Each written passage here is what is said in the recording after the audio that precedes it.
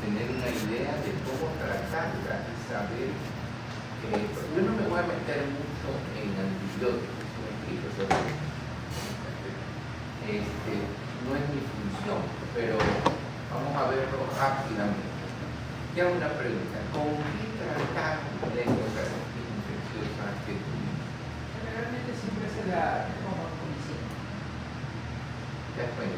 Es lo que más pone cuando alguien se se le hace la consulta de infectología y el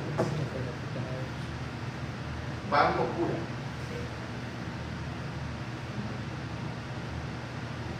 Vamos a ver cómo empieza. Yo he visto poner de todo, o sea, ponen neopenin, hiperacilina, una cantidad de cosas. Y ya van a ver cuál es la lógica de por qué usar antibióticos beta-lactanos para la mayoría. El 80% se cubierta por él. Vamos a ir viendo algunas cosas. Lo primero es insistir en que el endocardio es como una íntima especializada. ¿Ya? Tiene células endoteliales diferenciadas, especializadas, y tiene también una parte subintimal, ¿verdad? Entonces, es la continuación de los vasos sanguíneos. El endocardio, los grandes vasos, en el momento en que llegan a las válvulas, las células endoteliales tienen un proceso de modificación para transformarse en células del endocardio. Son células endoteliales especializadas.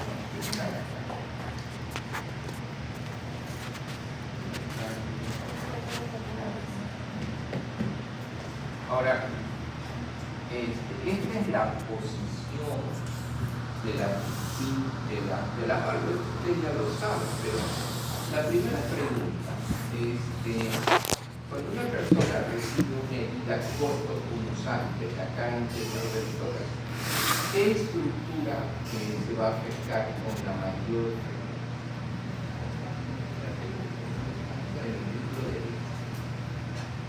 es lo primero que encuentra el ventrículo derecho? Vamos a ver si por aquí hay.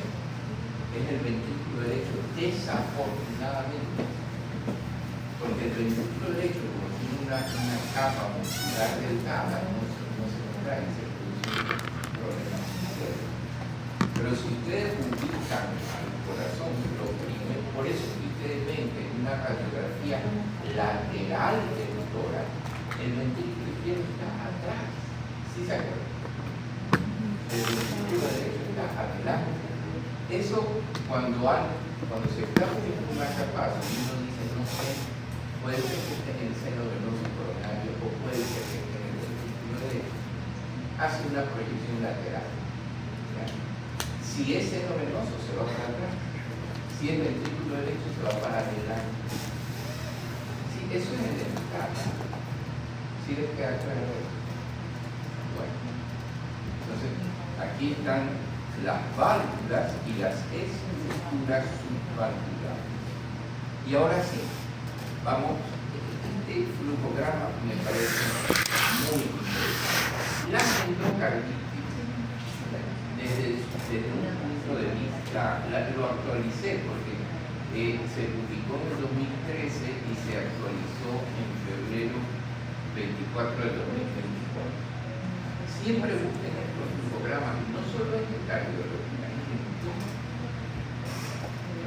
Entonces, miren, la endocarditis se clasifica en dos formas de precipitación: la endocarditis subaguda y la endocarditis aguda. Entonces, en la endocarditis subaguda hay una lesión previa habitualmente que favorece el desarrollo de primero el tromboescápulo. estéril y después la llegada de las bacterias y la transformación en vegetación infecciosa. Entonces existe una estenosis o regurgitación valvular preexistente. Por eso hoy, a diferencia de lo que pasaba en épocas previas, en donde la fiebre reumática era la principal causa y donde la afectación mitral era frecuente, hoy en la subaguda hay las cardiopatías congénitas que van a provocar endocarditis y la endocarditis que se produce en válvulas que han sufrido un proceso degenerativo. Entonces, ¿cuáles son estas dos lesiones estructurales que predisponen al desarrollo de endocarditis infecciosa? Uno, la estenosis aórtica degenerativa blanca. ¿Por qué? Porque epidemiológicamente es muy frecuente. ¿Ya? La otra, el prolapso de la válvula mitral, pero no cualquier prolapso, es el prolapso en donde hay palmas redundantes e insuficiencia mitral. ¿Ya? Solo les hago una pregunta aquí rápido, porque hay sobrediagnóstico de prolapso mitral. ¿Están de acuerdo o en desacuerdo? Antes solamente se pedía que una de las valvas atraviese el plano imaginario del anillo para decir que había prolapso. Y la proyección que se requería era la apical de 4 cámaras. Entonces, en la apical de 4 cámaras, ¿qué vemos en la válvula mitral? La parte medial y la parte lateral. No vemos la parte anterior ni la parte posterior. ¿Estamos de acuerdo o en desacuerdo? ¿De acuerdo? Ya. No se angustie mucho por la lista, no la quiero distraer. ¿Ya la hice? Ah, yo me he hecho en hacer eso. Bueno, entonces, ¿cuál es el problema? El problema es que se creía que el anillo mitral era una estructura plana, pero con el advenimiento de las técnicas de imágenes multimodales se logra confirmar que el anillo mitral no es una estructura plana. Tiene la forma de una silla de montaje, en donde la parte anterior y la parte posterior son más altas y la parte medial y lateral son más bajas, como si estuvieran sentados en una silla de montaje de caballo. Entonces, si yo solamente veo que una de las valvas prolapsa la mitral en el apical 4 cámaras, ¿qué estoy haciendo? Sobrediagnosticando. ¿Por qué? Porque no estoy. Una valva puede verse más alta en la proyección apical de 4 cámaras y no en la del eje largo. ¿Por qué? Porque en el eje largo se ve la parte anterior y la parte posterior de la mitad.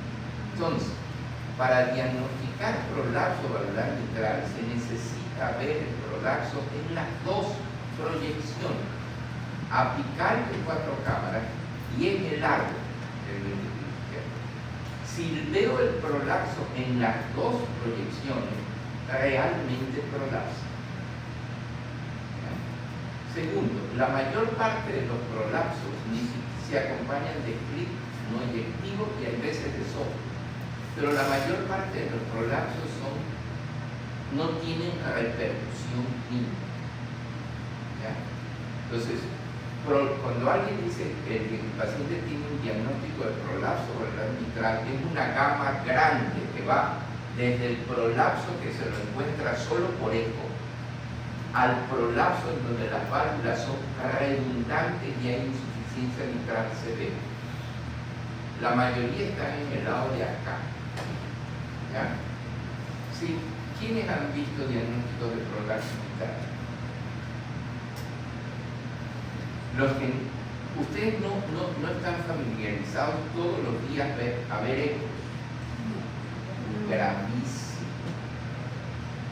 La ecocardiografía ahorita es en cardiología casi como muy necesaria. No quiere decir que yo dependa de la ecocardiografía para todo, pero la ecocardiografía me va a ayudar muchísimo. Entonces, hay que estar buscando ver las imágenes de eco en los pacientes. ¿Quiénes siguen a sus pacientes y ven los ecos? No sé, es un chocolate. Yo en un año no he visto ningún problema. Ni diagnóstico de problema. Y sin embargo, cuando ustedes están en los consultorios, una gran cantidad de pacientes, sobre todo femeninos, es que tú ves pacientes hospitalizados. Y la gran mayoría de prolapsos no requieren hospitalización. La gran mayoría de prolapsos se ven en las consultas externas. ¿Para qué voy yo a hospitalizar un prolapso? Solamente que tenga insuficiencia mitral severa y que vaya a un proceso de reparación valvular o que se haya complicado de un endocarditis bacteriana. Si no, los prolapsos están en consulta externa. Pero es importante, ¿tenían idea de esto de la silla de montar y de las dos proyecciones? Eso está, sí lo tenían muy claro.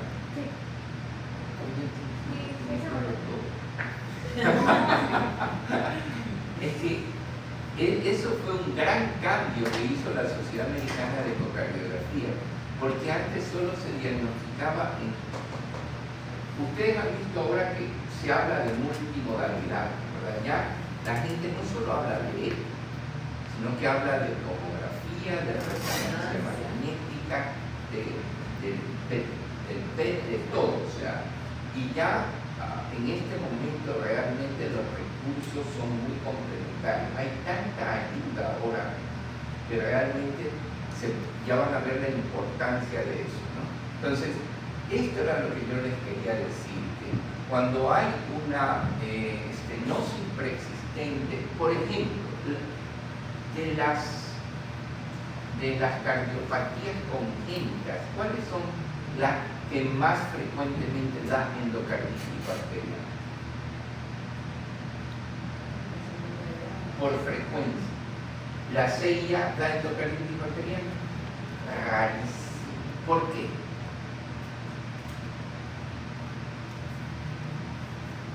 Porque el flujo de cortocircuito de izquierda a derecha pasa por la válvula tricúspide predominantemente en diástole. Entonces no hay una generación de presión que traumatice la válvula tricúspide. Pero por eso es muy rara la endocarditis bacteriana. Las endocarditis bacterianas del corazón derecho aislado se dan mucho ahora en los pacientes que están en hemodiálisis. ¿Han visto endocarditis en hemodiálisis? Un problema. Nosotros no tenemos mucho, pero endocarditis en drogadictos que usan, ¿tú has visto? ¿Y qué se inyectaba ese tipo? Heroína. Un joven de 18. Interesante. Hizo endocarditis de válvula tricúspide. ¿Y cómo suele hacerse el diagnóstico? Porque el paciente empieza con acceso pulmonar. ¿Hizo acceso pulmonar a tu paciente? No, hizo fiebre y también hizo asma. Entonces lo hospitalizan en otro centro. Se mantuvo hospitalizado, salió de los motivos positivos. Y no recuerdo específicamente para qué. Creo que estafilococo aureus. Estafilococo aureus o cándida. preparan, a mí me asombra. En una cuchara ponen ese polvo y ponen un agua ahí y aspiran y se inyectan con jeringuillas que ya están usadas. Yo creo que esa gente está realmente loca, porque es una locura. Pero bueno, entonces cuando existe, me olvidaba, comunicación interventricular, persistencia del conducto arterioso, tetralogía de Fallot. ¿Ya? Son las que por frecuencia. ¿Ya? ¿Y qué es lo que pasa en la C y B?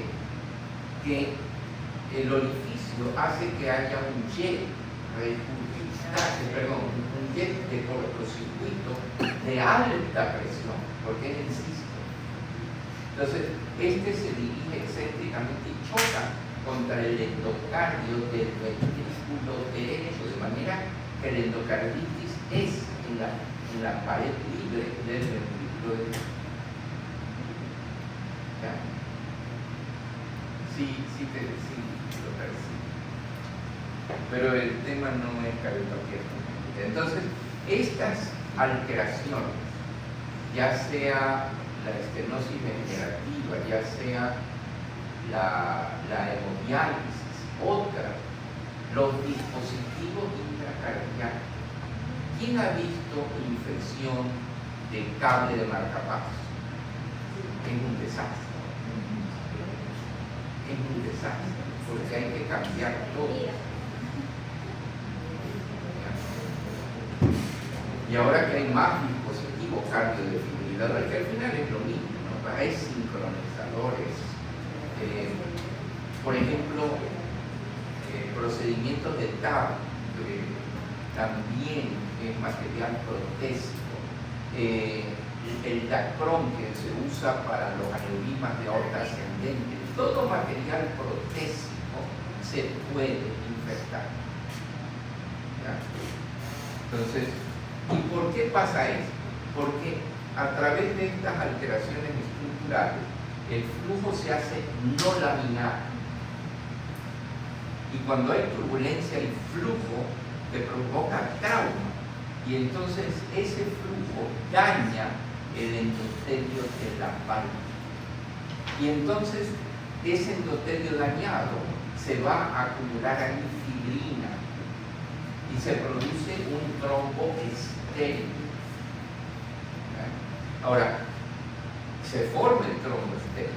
Ahora, ya vamos a ver cómo el trombo se forma en la superficie de la válvula cardíaca. Perfecto. Ahora, en la endocarditis aguda hay un trauma a la válvula. ¿Cuáles pueden ser esos traumas a la válvula? Pueden ser por intervenciones percutánea. Pero también, y aquí hay que tener esto, que pueden haber invasiones bacterianas, sobre todo en gente con cáncer. Ustedes han oído hablar de la endocarditis marántica. La endocarditis marántica es una endocarditis trombótica estéril que se ve en pacientes oncológicos muy deteriorados. Cuando yo entré a Solca, yo pensé que iba a haber un montón de endocarditis marántica. Y no he visto, creo que una o más. ¿Ya? Pero si un paciente tiene sepsis, si un paciente tiene un acceso, ¿ya? El paciente puede hacer una bacteremia, y si el microorganismo es muy agresivo, por ejemplo, el estafilococo dorado, coagulasa positiva, ese es muy agresivo. Y ese puede provocar endocarditis de una válvula que es estructuralmente sana, y frecuentemente la válvula aórtica. Nosotros en Solca, en el departamento de pediatría, tenemos un problema, que todos los niños con fiebre nos mandan para descartar endocarditis bacteriana. Entonces, ¿qué es lo que pasa? Que el servicio de ecocardiografía no puede, porque niños con fiebre son todos, ¿sí me explico? Entonces, Ese es un criterio que hay que... Pero acuérdense una cosa, si alguien tiene fiebre y tiene soplo a la vez, entonces ahí sí el diagnóstico se hace más sólido. Y más si tiene una afectación conocida, por ejemplo, un paciente que tiene una estenosis degenerativa leve, moderada, y que hace sepsis. ¿Con qué frecuencia ustedes ven sepsis y miocardiopatía séptica? Es una cosa de loco. ¿Ya? Nosotros allí en Solca tenemos pacientes muy complejos que hacen sepsis severa, shock séptico, etc. Y nos llaman porque se afecta el corazón, ¿ya? Por el proceso inflamatorio. Entonces se producen factores de necrocircular alfa, la interleucina 6. Ustedes miden interleucina 6 con su uso hospital. Andan por los cielos, ¿ya? Y estos pacientes afectan el miocardio y el paciente empieza a tener falla cardíaca y elevación de troponina y alteraciones del segmento ST. Pero son injurias tipo 2. ¿Se han visto eso? Sí. Son injurias tipo 2 y hay que pelear porque son pacientes que están plaquetopénicos, han sangrado. Digo, si lo llevas a hemodinámica, lo más probable es que le pongan un stent, porque hay una cosa que no se olvide, se llama reflejo oculoestenótico. Los hemodinamistas, yo tengo un amigo que se llama Luis Echeverría, dice, la única forma de que no te pongan un stent es que no te pidan una coronariografía. No importa, no te preguntan nada y todos vamos a tener alguna lesión. Una cosa tremenda. Pero bueno, entonces estábamos en que estas endocarditis agudas no necesitan una estructura alterada previa. Necesitan que el paciente tenga un sistema inmunológico comprometido y que tenga bacterias. Y esto lo vemos en los sépticos que da miedo. Y ahí sí los microorganismos involucrados son distintos. Ahí ya puede haber enterococos.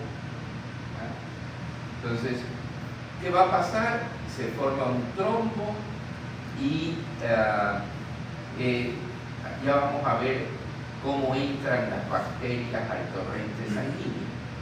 Puede ser por una mala higiene dental. Ustedes saben que la gingivitis es un factor de riesgo para enfermedad coronaria. ¿Sí sabían eso?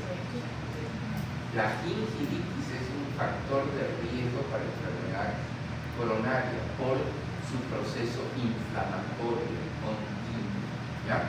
Entonces, la mala ingesta dental. La otra, yo siempre le digo a los dentistas cuando voy que ellos se me parecen mucho a los torturadores de la Santa Inquisición. Se han visto, sacan unos artefactos que uno los ve y dice, wow, tienen unos alicates, unas cosas raras. Entonces, después de un procedimiento odontológico, aunque sea de limpieza, hay bacterias.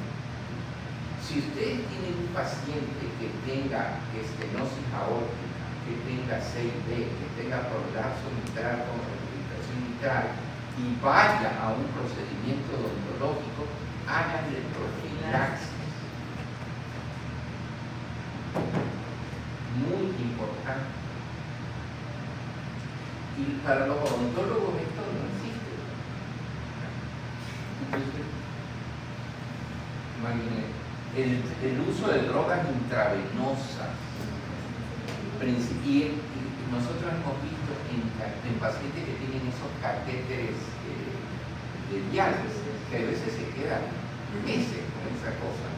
Esto es causa de bacteriemia y procedimientos invasivos y dispositivos intracardíacos. Entonces, miren, ya tenemos toda la parte izquierda que hemos analizado y ese trombo lleno de fibrina y estéril, resulta que le llegan las bacterias por la sangre debido a estas condiciones.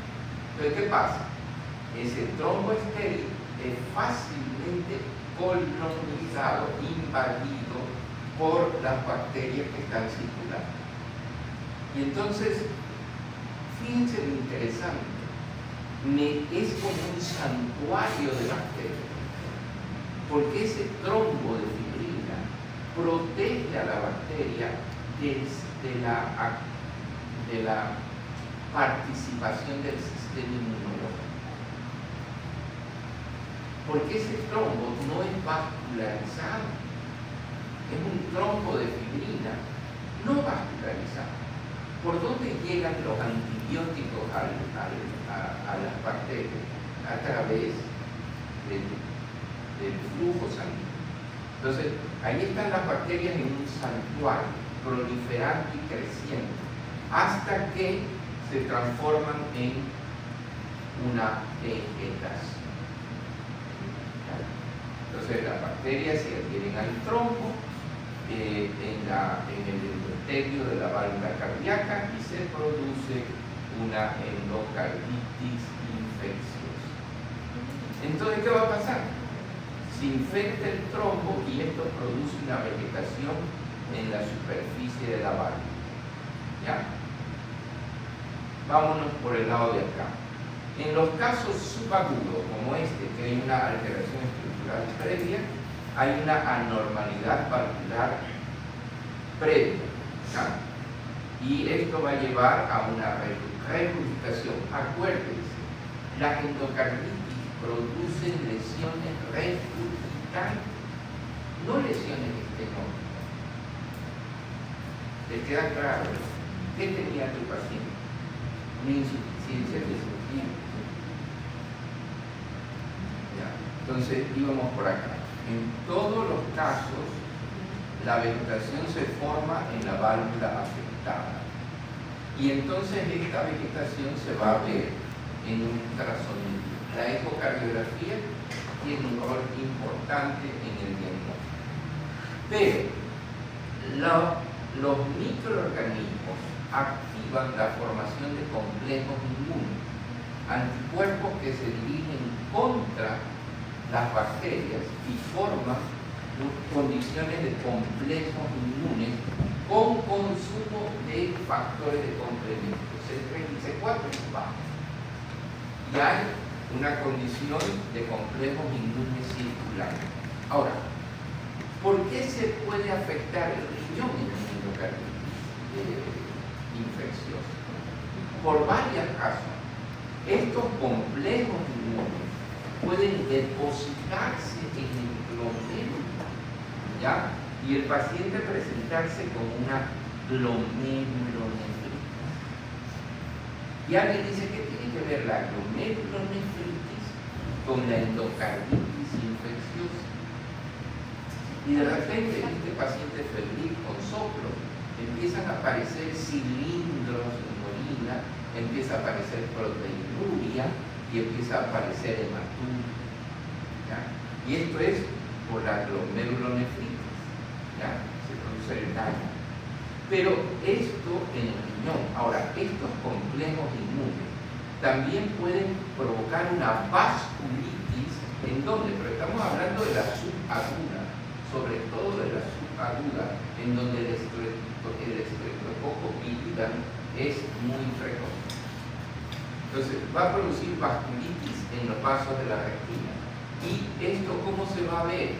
Las manchas de error. ¿Ya? Y estas manchas de error, ¿qué van a ser? Hemorragias retinianas con centros pálidos debido a la fibrina coagulada. Eso es una mancha de error. Entonces, antes en la endocarditis subaguda de la estenosis mitral había esplenomegalia, porque eran lesiones estructurales previamente, entonces era más largo el proceso que en las endocarditis agudas. Y los nódulos de Osler también son complejos inmunes, pero estos se depositan subcutáneamente, ¿ya? Y son nódulos elevados, dolorosos, rojos, que se encuentran en las manos y en las plantas de los pies.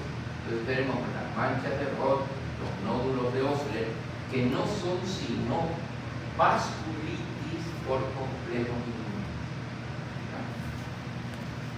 Ahora, esta infección del trompo puede embolizar. Este es otra.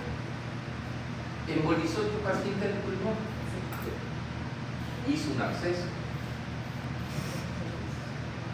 ¿Embolizó su paciente algún órgano? ¿A dónde embolizó? El pulmón. Pero entonces era Era derecha, una paciente renal con un catéter. catéter. Ella empezó a hacer fiebre particular, se hace atender el médico particular, la manda con vancomicina. Ahí empezamos el problema. Señores, no den antibióticos antes de hacer un bendito hemocultivo. ¿Por qué? Porque lo peor es pelear con un endocarditis hemocultivo negativo. Es un verdadero desastre. Entonces, nosotros estamos muy acostumbrados a que, a ver, tienes fiebre, tómate, qué sé yo, lo que sea. ¿Sí me explico? No. Y peor si yo sé si tiene una enfermedad estructural. Y peor si tiene un soplo. No quiere decir que yo me voy a sentar cruzado de brazos hasta que me salgan los resultados del ejecutivo. Saco varias muestras, tiene que ser varias, no menos de 3. Y una vez tomado los hemocultivos, voy a tomar decisiones en base al cuadro clínico. Si ha tenido un procedimiento dental previo, si ha tenido un procedimiento urológico previo, si ha tenido un procedimiento de endoscopía de tubo digestivo, estoy pensando en distintos tipos de microorganismos. De manera que aquí lo importante es entender que si yo sospecho endocarditis, y en términos generales para cualquier enfermedad, primero lo cultiva. Esa es la estrategia que hacen en sus hospitales. Sí. No es que de entrada le voy a dar un antibiótico. ¿Ya? Entonces, pero parte de estos émbolos pueden embolizar sistémicamente, obstruyendo las arterias. Entonces el paciente puede presentarse con un accidente cerebrovascular o puede presentarse con un infarto esplénico o un infarto renal. Y cuando se infectan las paredes de los vasos se forman los aneurismas micóticos y eso se pueden romper. Entonces embolizan sistémicamente. Entonces, si hay una disminución del flujo a órganos perfundidos por arterias obstruidas, ¡ay! Cuarto para nada. Estamos en la segunda. Se produce un infarto. Si hay pequeños émbolos que bloquean microcirculación, están estas hemorragias en astilla, ¿no es verdad? Hemorragia en astilla debajo de las uñas y lesiones de Janeway, que son máculas rojas no dolorosas en las palmas de las manos. En otras palabras, lo que yo quiero que ustedes vean es que puede haber una embolización a un vaso grande o puede haber una microembolización. Ahora, este es el punto más serio, porque las bacterias en crecimiento destruyen al tejido valvular. ¿Alguien ha visto endocarditis del corazón izquierdo? Endocarditis aórtica. Tenemos una en la gente que ve por los aórtica. Pero es protésica. Prótesis biológica, ya vamos a ver. ¿Y qué patología tenía para la colocación de una prótesis bioprótesis? Un señor de como 75 años, ya tenía 70 años. Pero le aislaron un enterococo fecalis. Pero no encontramos el coco, le hicieron un bolón o todo. Pero ¿de dónde salió ese enterococo? No es. Pero hizo insuficiencia vital. No he hecho nada. La otra está perfecta. El Tiene la vegetación. cultivo estaba bueno. ¿Perdón? El cultivo era positivo. Era positivo. El primero, yo antes. ¿Y qué microorganismo? Enterococo fecalis. Lo más probable es que no sea endocarditis. Pero ¿cómo llegó el enterococo? Porque el primer cultivo fueron de los dos brazos. Yo te digo una cosa, en las mujeres, la higiene genital, podría decir así, las hace más susceptibles a infecciones urinarias por enterococo. Y ella tenía alguna. ¿Por qué? Porque la mayoría, ya vas a ver cuáles son los microorganismos más frecuentemente asociados. Y tener un hemocultivo positivo no es igual a endocarditis infecciosa. Hay los criterios mayores, que son varios criterios mayores.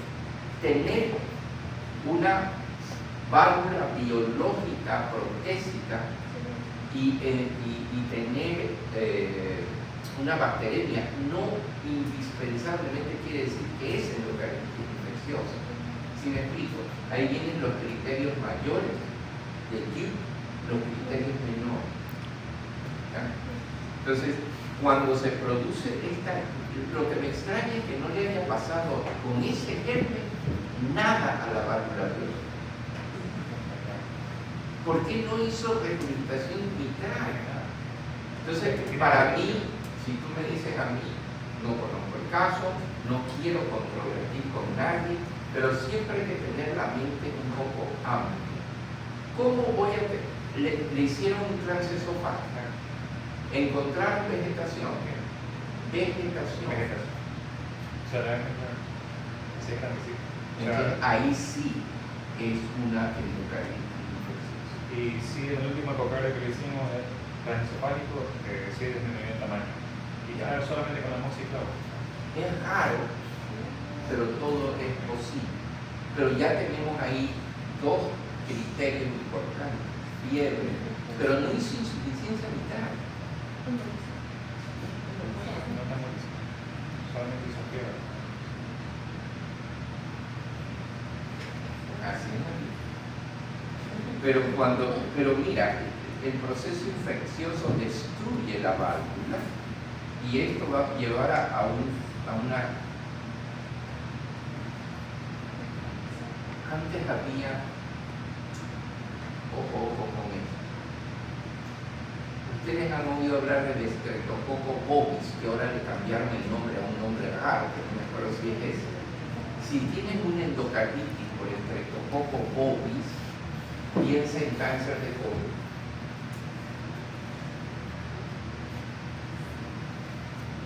¿Ya? Pero ya van a ver cuáles son los microorganismos más frecuentemente involucrados. Pero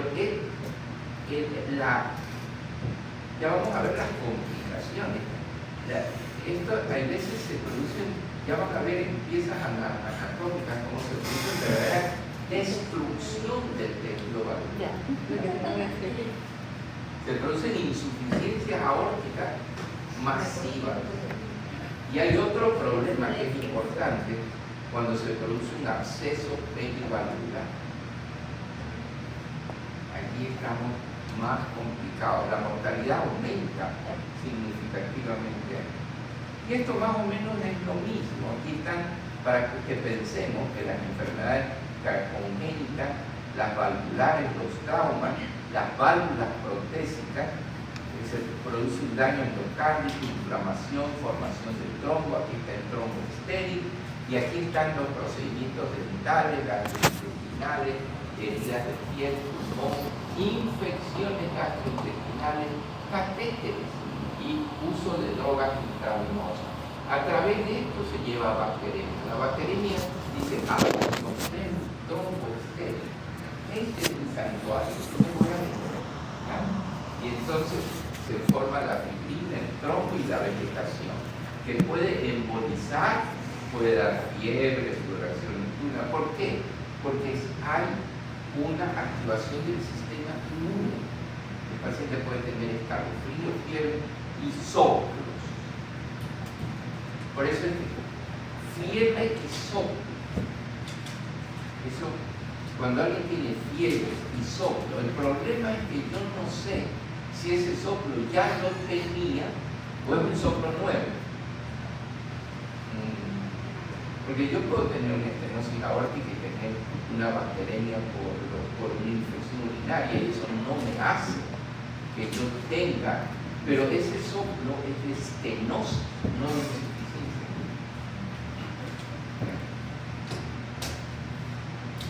Bueno, se puede producir abscesos, todo lo que hemos visto, lesiones de lláneo y nódulos de Ocre, hemorragia, etcétera, etcétera. Y volvemos a lo mismo, no los quiero aburrir, fiebre, leucocitosis, hemocultivo positivo, émbolo otros órganos y la presentación de falla cardíaca.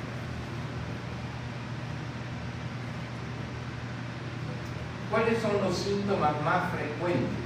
Entre el 80 al 95% fiebre, escalofrío 40-70%, debilidad, miren, pero fiebre, ¿verdad? Pérdida de peso, esto sobre todo en las endocarditis subagudas. Pero miren los porcentajes, ¿no? Fiebre, escalofrío, debilidad, malestar, sudor, anorexia, muy inespecífico, pero esos son. Y los hallazgos clínicos, fiebre, soplo cardíaco nuevo, pero yo tenía que haber conocido previamente a mi paciente, o cambiante, en un soplo de estenosis y ahora es también de insuficiencia. Si anomalía neurológica central, si el paciente embolizó, petequias, hemorragia, lesiones de lláneo, leucopenianas, todo lo que hemos visto. Pero miren que estos nódulos de Ocre y manchas de Roth son bien poco frecuentes.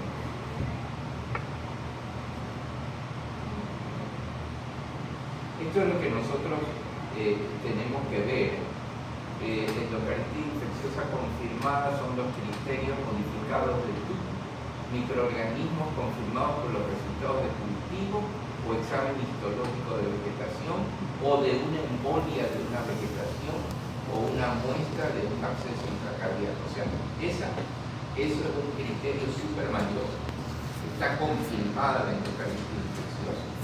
Lesiones patológicas, vegetaciones, abscesos confirmados por resultados de examen histológico que demuestran endocarditis activa. Esto me suena a postmortem.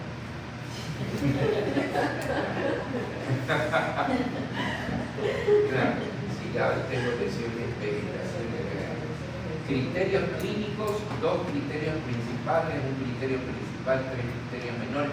Esto para decirles que no es que si tengo fiebre y bacteremia tengo endocarditis infecciosa. Diagnóstico de endocarditis, diagnóstico alternativo, etc. Más adelante tengo otras cosas interesantes. Miren, criterios principales, hemocultivo, ¿ya? Los microorganismos típicos compatibles con endocarditis infecciosa en dos hemocultivos diferentes.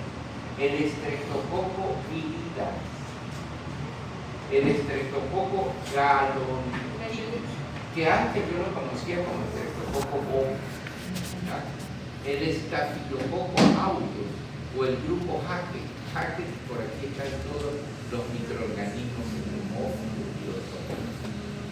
Más de 2 cultivos positivos, pruebas de que el endocardio está infectado, hallazgos ecocardiográficos positivos, se recomienda la ecocardiografía transesofágica, sobre todo en pacientes con válvula protésica. ¿Por qué? Porque en el ecocardiograma va a haber, si es mecánica, peor, reverberancia acústica. Entonces, es muy difícil poder. Si ustedes me dicen a mí, de entrada, por facilidad, es un eco transtorácico, sí. Pero toda endocarditis en algún momento de su evolución necesita un eco transesofágico. ¿Ya? Prótesis, clasificación mínima, endocarditis posible. Masa intracardíaca oscilante, estos son criterios principales en una válvula de estructuras del soporte. Absceso, dehiscencia nueva parcial de una válvula protésica, insuficiencia valvular nueva. Estos son criterios principales. Criterios menores. Yo puedo tener una cardiopatía predisponente, es un criterio menor, pero necesito 3. ¿Ya?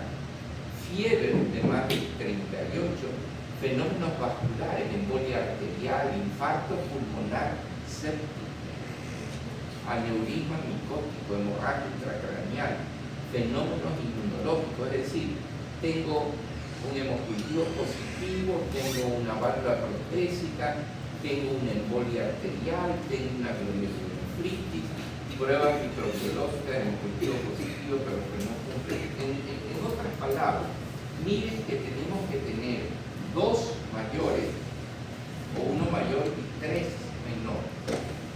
Pero esto me parece un poco a mí ir contra el sentido común. Hay que evaluar globalmente las cosas. Si yo tengo una vegetación, tengo fiebre y tengo soplos, ya siempre, o sea. Y miren cuáles son los adquiridos en la comunidad. ¿Ya? Válvula inactiva, válvula protésica. En el estafilococo áureo adquirido en la comunidad, 21%. Nosocomial en el hospital, 42%. Válvula inactiva asociada a la televisión sanitaria. ¿Ya? Ahora, consumidores de drogas, miren como el estafilococo áureo ya sube al 68%. En válvula protésica, temprana, 34% cardiaca. Pero yo lo que quiero es que veas que la mayoría de los microorganismos no son del que tú me escribiste. Estafilococo coagulasa negativa, aquí aparece el enterococo, ¿ves? 10, 14, 16%, 5, 10, 13. Y digan, ¿por qué ya es más bajo? Porque ya tenemos menos cardiopatía reumática. Que son estas especies de hemófilos, excepto el hemófilo influenzal. Y yo no me meto con esto, créanme que esta no es la parte que a mí me gusta mucho, la microbiología. Pero aquí están las siglas de todos los que estudian. Estos los hacen. Hongos.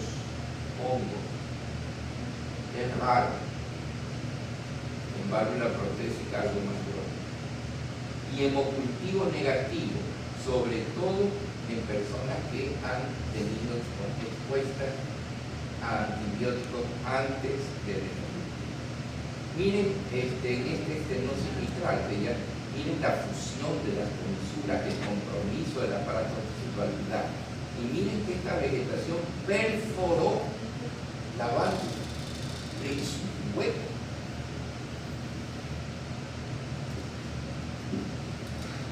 De la válvula mitral, la cantidad de vegetaciones, siempre del lado auricular, no del lado ventricular. Miren este hueco de la válvula, en esta válvula de la válvula órtica. Si se dan cuenta el grado de insuficiencia órtica que tiene que haber tenido este paciente. Aquí tienen un eco transtorácico, eje largo, y miren esta vegetación y la insuficiencia órtica. Aquí tienen un transesofágico y miren aquí la vegetación en la válvula aórtica, porque acá está la mitral. Y miren la insuficiencia órtica que hay. Y miren en el eco tridimensional cómo se ve la vegetación. ¿Quiénes tienen oportunidad en sus hospitales de tener eco tridimensional?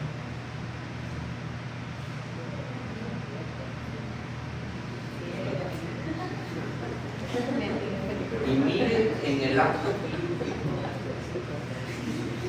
Miren esta vegetación, es una cosa de flores. Aquí está tu prótesis mitral. Es muy difícil, este es un transesofágico, ¿ya? Y aquí se ven las vegetaciones. Y en el tridimensional. Y ahí tuvieron que reemplazar la bioprótesis. Miren la cantidad de vegetaciones que había en esta bioprótesis. Mecánica, prótesis mecánica.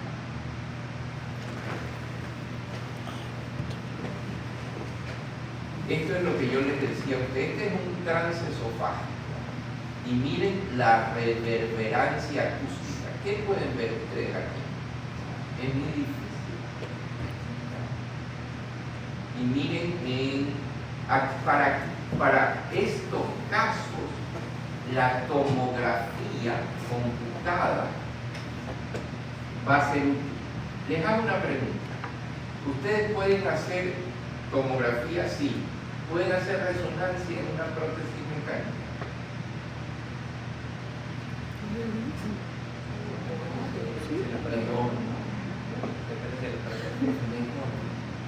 Porque como es metálica, alguien por error ha entrado a un resonador con un estetoscopio de algo, se pega así, ¡boom! O sea, es una cosa de loco. O sea, entonces, si yo tuviese pero miren cómo la tomografía sirvió mucho en esta prótesis mecánica, porque la eco me deja dudas.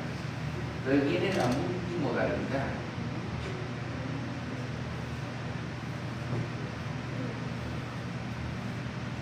Miren, cuando pedir, cuando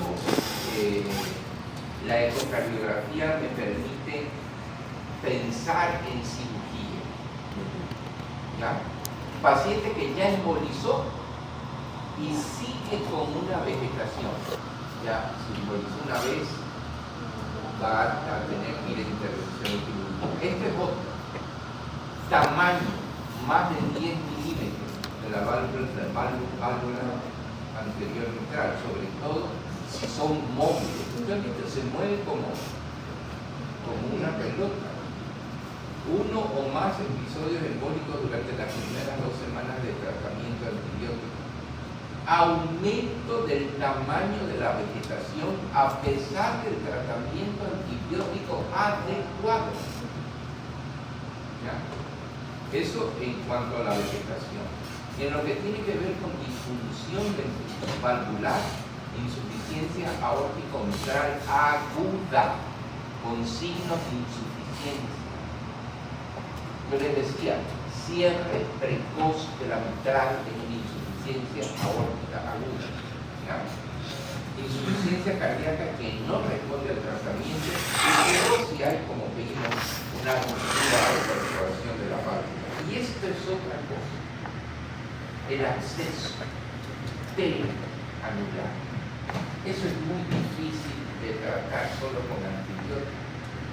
Ustedes han visto que cuando ustedes tienen un absceso intraperitoneal y el paciente está cerca, los cirujanos muchas veces dicen mejorar condición.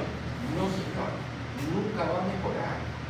Los abscesos, ustedes pueden echar por baldes los antibióticos y no le va a servir, hay que irlos a drenar. Entonces, ahí hay que decir, señor, este paciente no va a mejorar. Tiene un absceso. Si se opera ahora se puede morir, pero si no se opera ahora seguro se va a morir. Entonces por eso es dehiscencia, ruptura, fístula valvular. Hay veces se produce un aneurisma de la vegetación y se rompe. ¿A dónde? Sobre todo aurícula derecha. Eso requiere cirugía. Pero miren esta otra, un bloqueo nuevo. ¿Por qué? Porque ustedes acuérdense del trígono fibroso cuando están los planos del anillo mitral, el anillo tricuspideo, el anillo pulmonar, el anillo. Cuando la infección se extiende hacia esa estructura del trígono fibroso, ¿qué pasa por ahí? Las vías de conducción. ¿Y eso qué me quiere decir? Que ya hay un absceso grande que comprometió el trígono fibroso. Esa es una indicación de cirugía. Entonces la pregunta es, ¿un bloqueo cardíaco nuevo en un paciente con endocardititis hipertensiva? Y si le hacen un transesofágico, van a encontrar un absceso.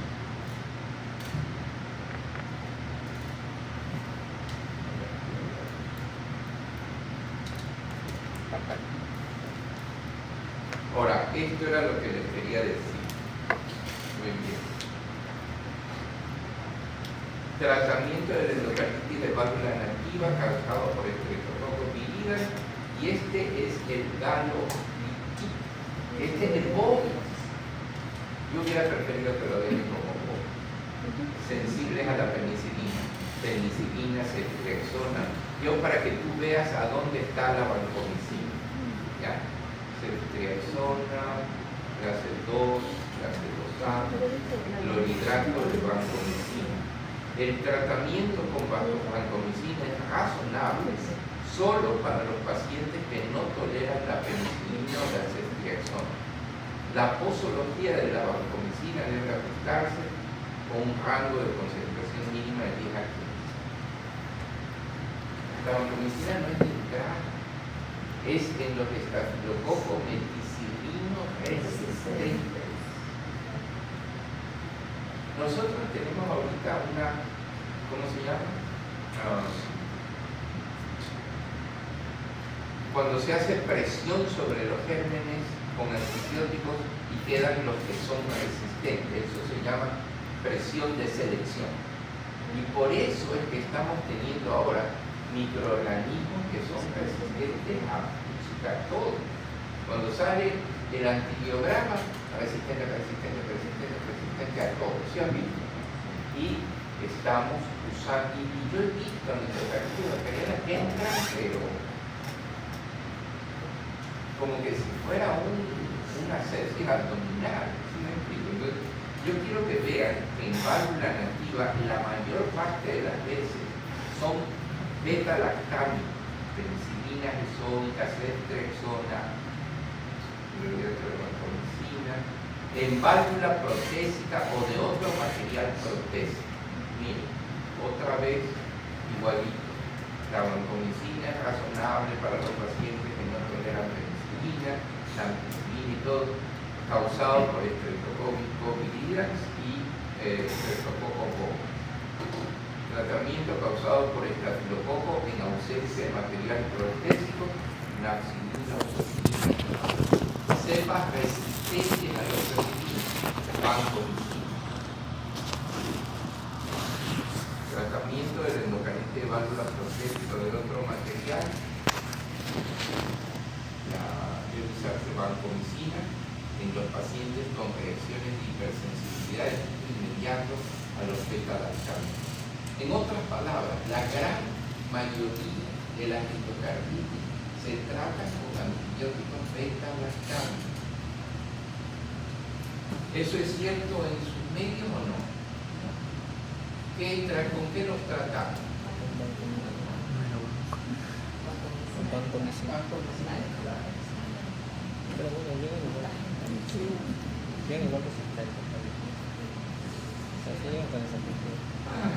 Vegetaciones del campo, infecciones del bolsillo, etc. Por aquí tengo una cosa que bajé hoy. Les recomiendo esta revisión. Esta revisión es fuera de serie. Crean. La revista se llama Microorganismos, pero hace una muy interesante revisión de endocarditis infecciosa nativa, de válvula nativa, un estado del arte. Entonces, esto ya hemos visto, pero ¿a dónde quiero ir? porcentaje de las endocarditis infecciosas en la población. El 80% son gram positivos. Perdón, el 80% son gram positivos. De ese 80%, el 35 a 40% son estafilococos. Estafilococo aureus y estafilococo coagulasa negativa. Ahí van los beta-lactanos. En estreptococos y enterococos, 40 a 45%. Estreptococo orales, aquí viene el estreptococo bovis y el enterococo en un 10%. ¿Ya? Ahora, 20% son estos de acá, los ácidos, que es el Haemophilus, el Acinetobacter, el Cardiobacterium. No les voy a tomar esto porque no me pero 5%. ¿Ya? Y acá están cándidas. ¿Por qué piensan cuando hay hemocultivos con microorganismos distintos? O sea, cultivan varios microorganismos. La primera, que hubo contaminación de la muestra. Pero la segunda, es un organismo intravenoso, porque eso es como meterse un zoológico en la vena. Allá hay de todo. Yo vi una filmación en donde se ve a cámaras a los drogadictos en las esquinas inyectándose. Que usan unas cucharas como la primer postre, le echan ahí un líquido que yo no sé qué será, ponen un polvo, lo disuelven así y con una mezclilla de esas lo absorben y se lo meten en la vena. Entonces, ¿ustedes qué creen que puede pasar ahí? Que puede haber un microorganismo, o sea, hasta un huevo de cocodrilo. Sí, o sea, una cosa de loco. Pero piensen, esto es importante. Si salen hemocultivos con varios microorganismos, una posibilidad es la contaminación de la muestra. Pero la otra, yo no veo, yo no sé, ¿en qué hospitales están ustedes? Pero yo no sé qué tanto drogadicto intravenoso hay en Guayaquil. No, se echan, pero no intravenoso. Ya no sé.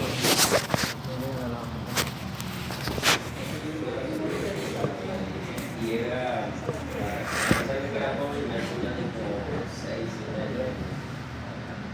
Así, ¿Sabes lo primero que yo le haría? Pídele un achille.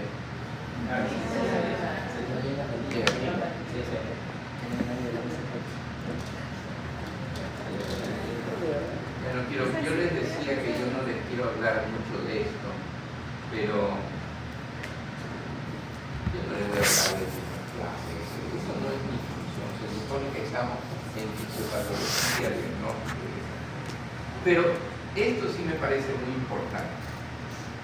Los criterios mayores modificados de PIR. Una nueva repurificación valvular. Un hemocultivo positivo y una ecocardiografía positiva. Ya está. Estos son criterios mayores. ¿Ya? Y que se encuentren los microorganismos típicos consistentes con endocarditis infecciosa en 2 hemocultivos separados. Esa señora, en todos los hemocultivos le salió el mismo microorganismo. No son los primeros. Ahí tenemos yo 3 hemocultivos, los últimos 2 salieron negativos. Pero ya con antibióticos. Ya con antibióticos. Y no te olvides, microorganismos consistentes. Por ejemplo, si me saliera un, qué sé yo, un Haemophilus influenzae, diría que es raro que un Haemophilus influenzae me dé esta cosa. ¿Ya? Esto yo no sabía, que la Coxiella burnetii, me gustaría estudiar un poco más, la verdad, necesita un solo cultivo positivo para diagnóstico, Coxiella burnetii, o títulos de anticuerpos del tipo IgG. ¿Cómo yo sé si la infección es crónica? Pero me sale a mí positivo para, qué sé yo, para citomegalovirus. Pero lo importante es, si me sale anticuerpos IgM, es un recuerdo de que alguna vez tuve la enfermedad. ¿Sí me explico? En cambio, si es IgG, la estoy teniendo. No, Ya, no, fíjate tú, porque es al revés. O sea, N actual, G es. Mira, en la ecocardiografía lo que tienes que buscar, abscesos, dehiscencia de las prótesis o una nueva rectificación. Y mira los criterios menores. Presencia de condiciones preexistentes. ¿Tengo una 6B? Sí, ese es un criterio menor. Temperatura de más de 38, fenómenos vasculares que hemos visto, émbolos pulmonares sépticos, aneurismas glucóticos, hemorragias intracraneales, fenómenos inmunológicos, glomerulonefritis, nódulos de Oscar, manchas de rojo, hemocultivos positivos que no llenan los criterios mayores o evidencia serológica de infección activa con organismos consistentes con endocarditis infecciosa. Pero aquí es evidencia serológica, no evidencia microbiológica.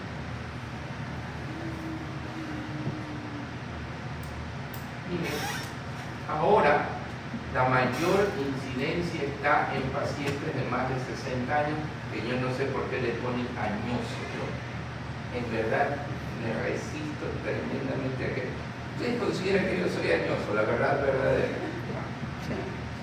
Yo no me considero añoso. En el último congreso de Manta, la última charla, que yo tenía que quedarme porque tenía que haber una palabra presente al final, presentaron a una fisioterapista que tenía un centro que se llamaba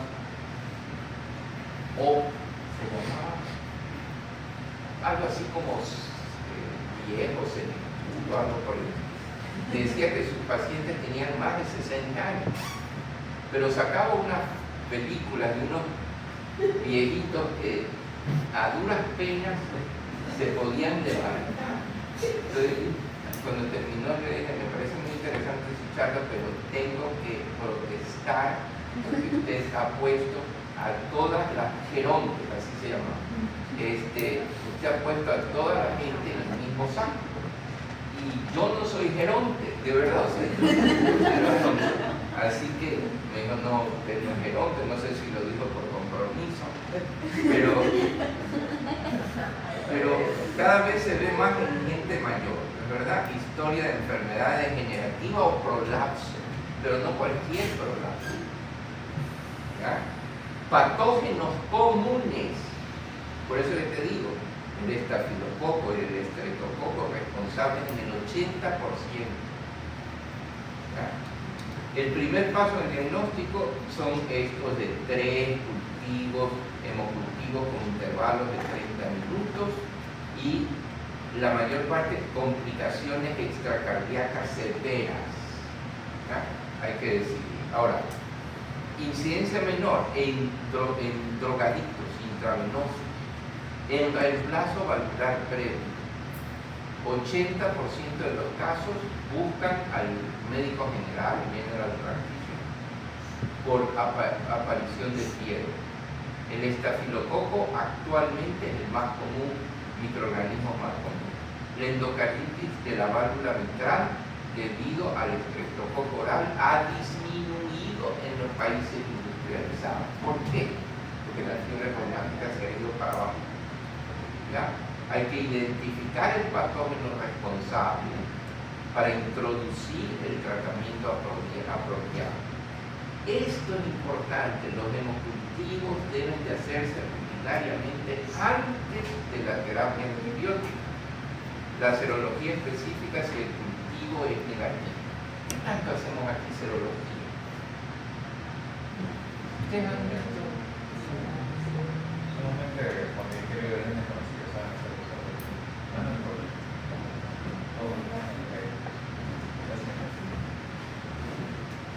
Y tiene que haber un equipo multidisciplinario. Hay que llamar a un infectólogo, pero si va a poner meropenem, pisperacilina y banco de entrada. ¿Saben qué? Gracias, te agradezco mucho. No seguimos. Equipo multidisciplinario en cardiología, cirugía y enfermedad infecciosa. Y esto es clave. Profilaxis antibiótica para pacientes que tienen válvula protésica que requieren procedimientos dentales. Cardiopatías congénitas. Valvulopatías aórticas degenerativas. ¿Cuántos van a procedimientos dentales? Es impresionante. Y eso se puede prevenir. Y aquí viene una cosa que me parece interesante para ver la ecocardiografía transesofágica y era la otra cosa que se veía en absceso periproestésico. En términos generales, definitivamente la ecocardiografía transesofágica supera la transtorácica y sobre todo para el diagnóstico de las complicaciones perianulares.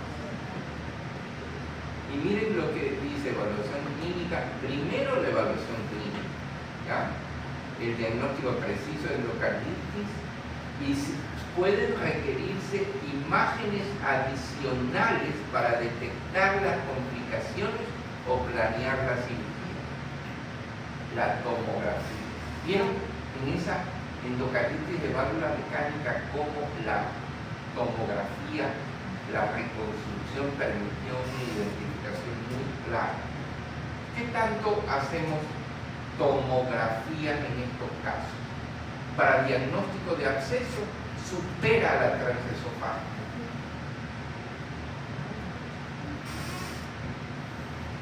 Y ya se ponen aquí más sofisticados con el PET con 18 fluoros de soxiglucosa.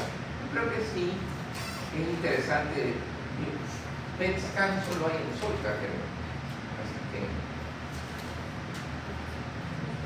y si todo esto lo descarga, pues se define el diagnóstico.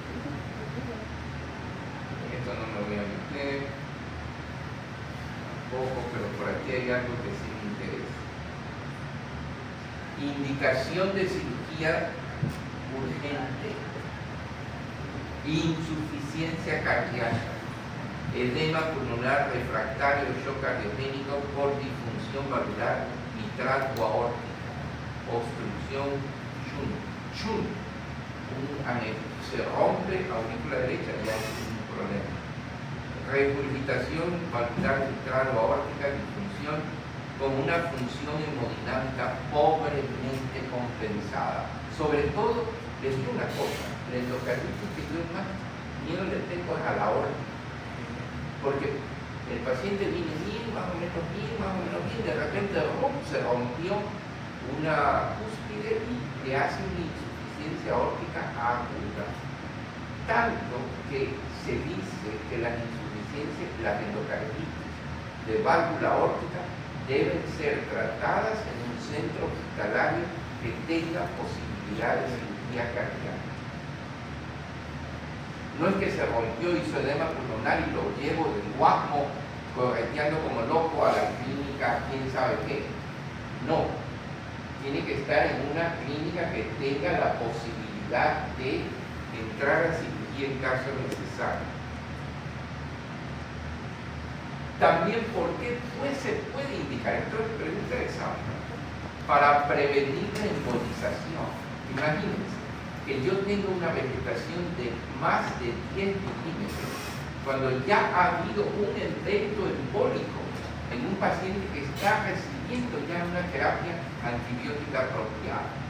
Entonces, infecciones no controladas. Miren, nosotros tuvimos un caso de endocarditis por cándida albicans. Miren, las endocarditis por hongos no se curan nunca, necesitan cirugía. Por microorganismo multiresistente. Imagínense que usted tiene una infección no controlada y su microorganismo es resistente a todo. Hemocultivos que son persistentemente positivos para un patógeno que es susceptible al antibiótico. ¿Qué están pensando ustedes aquí? Que hay un absceso. Es una de las razones por las cuales yo estoy dando el antibiótico apropiado, pero el paciente sigue teniendo hemocultivos positivos. Fíjate, el paciente al tercero ya se negativizó. ¿No? Sigue por 6 o 7 días a pesar del control adecuado de la fuente y otros focos de infección. Y complicaciones paravalvulares, por ejemplo, abscesos. Entonces tenemos falla cardíaca, prevención de embolización e infecciones no controladas.